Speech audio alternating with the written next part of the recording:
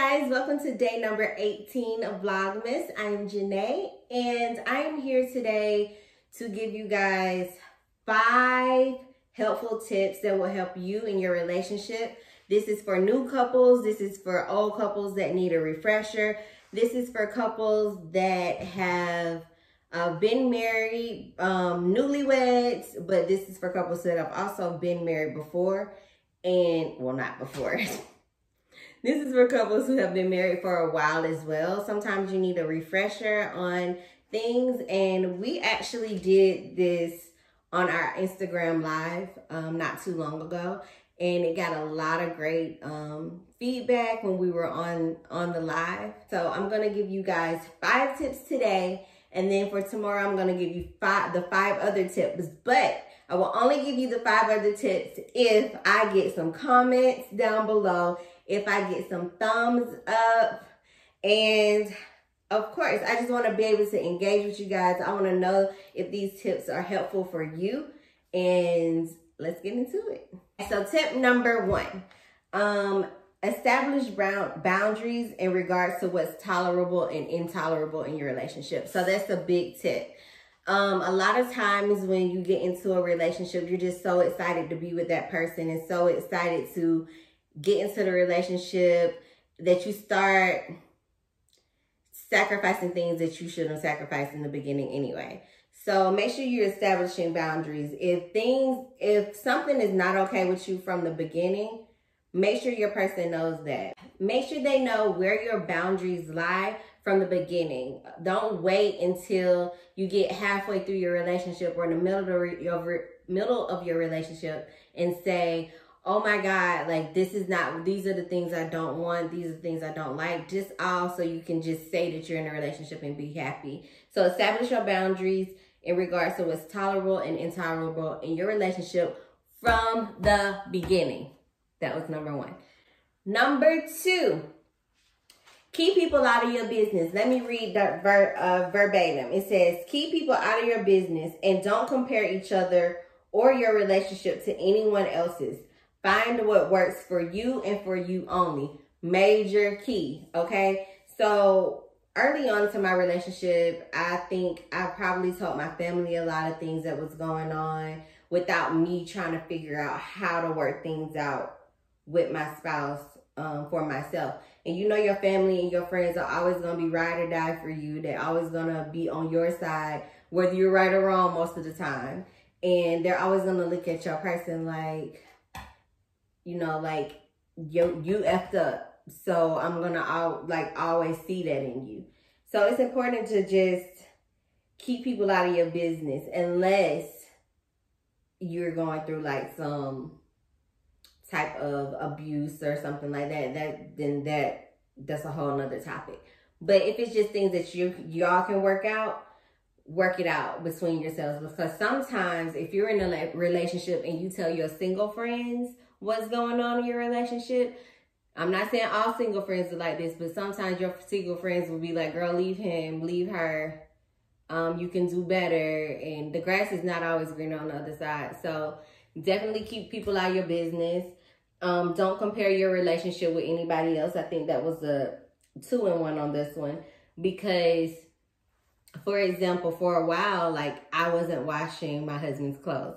And it's not because I didn't choose to, it's because that's what he wanted to do, right? Like that's what he always want to wash and fold his own clothes. And I'm not going to fight him on that, so I let him do it. Now, I have had someone looking from the outside in be like, oh, you don't do that for him? You don't do that for him? That's crazy. Like, I would never let my man wash his da-da-da. And it's like, you're now causing problems in my relationship when there wasn't even a problem to be had. So keep people out your business, do what works for you, and stay in your lane, because I feel like that's when you're most successful in your relationship. Don't compare what somebody else got going on with you. Stay in your lane and keep it pushing. That was tip number 2. Tip number 3 for you guys is don't lose yourself in the relationship. It is important to keep some individuality. Stay whole in yourself so that you can be the best version of yourself in your relationship. Another major key, okay? Especially for women. I feel like I know this happens to men as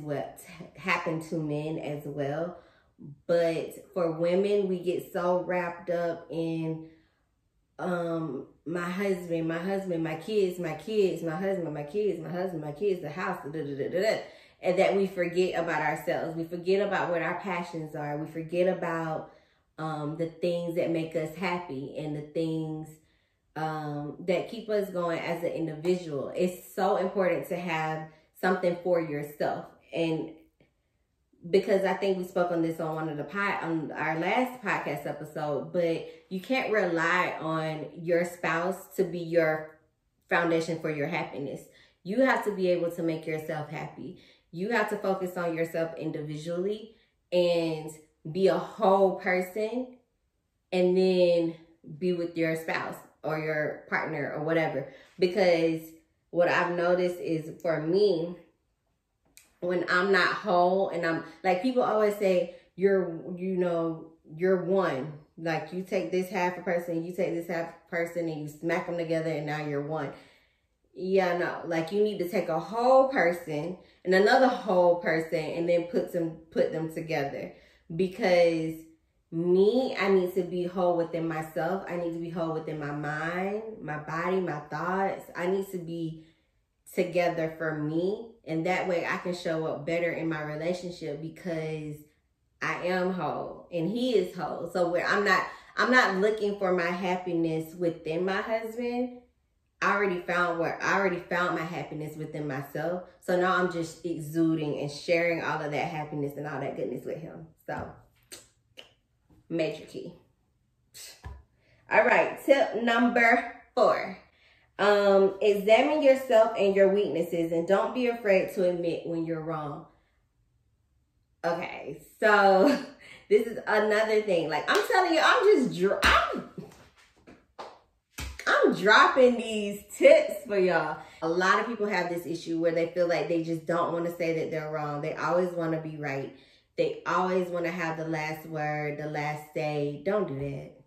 It's not worth it. Don't do that.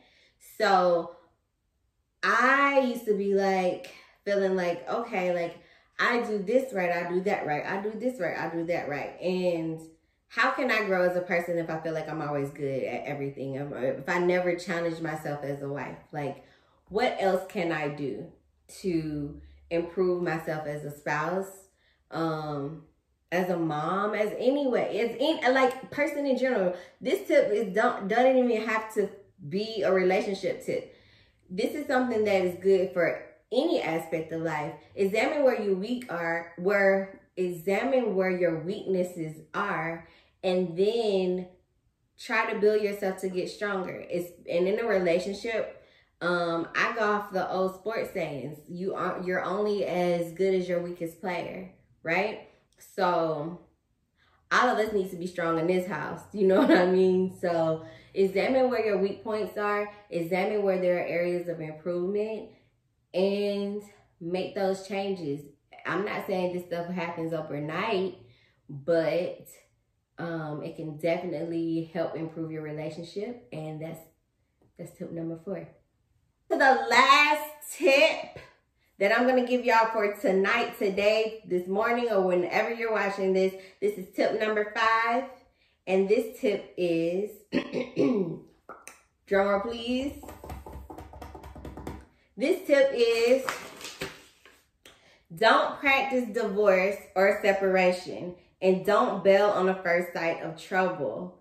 It's hard. You will go through things, but there's always a light at the end of the tunnel. Bible, okay? So we talked about this a little bit on our last episode as well, a little bit. And when I say don't practice divorce, I know Naja mentioned that she had a very hard time with this in the beginning of her relationship, where she would be like, okay, if you don't like it, then leave. If you don't want this, then leave. Like, that, when you run at the first sight of trouble every single time, or when you keep throwing the papers in front of your spouse's face, like, oh, you can sign the divorce papers right now, or whatever. When you keep doing that, like, eventually it's like the boy that cried wolf, right? Because you're going to be like, well, just give me the divorce at this point. because you keep saying it. Don't leave, and don't leave. Don't leave your house. Don't stay. I mean, if you gotta leave to cool off or whatever, that's fine. But what I'm saying is try to stay and work things out. It's hard when you got two stubborn people put together and forced to make it work. Marriage sometimes probably like an evil experiment at this point. Like, you just put two people in the household and be like, figure it out. And you forget that two people come from two different backgrounds, two different upbringings and all of that. And you smash them together and just, you figure it out.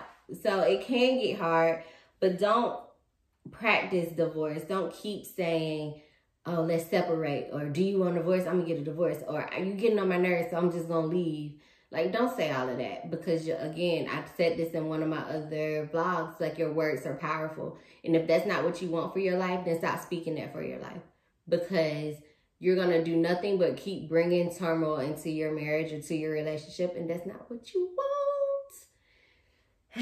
So, yeah. And don't bail on the first light of trouble, and you will get through things. Like, there's a light at the end of the tunnel. Always remember that. Now, these are my 5 tips that I have for you. The first 5 tips, I have 5 more bomb tips for you guys to help you in your relationships. But I need you to like, I need you to comment, and I need you to subscribe to our channel if you're not already subscribed, and put on our post notifications if you don't have them on already. Tell me which tip hit home for you. And yeah, I'll see you guys on the next one. Bye.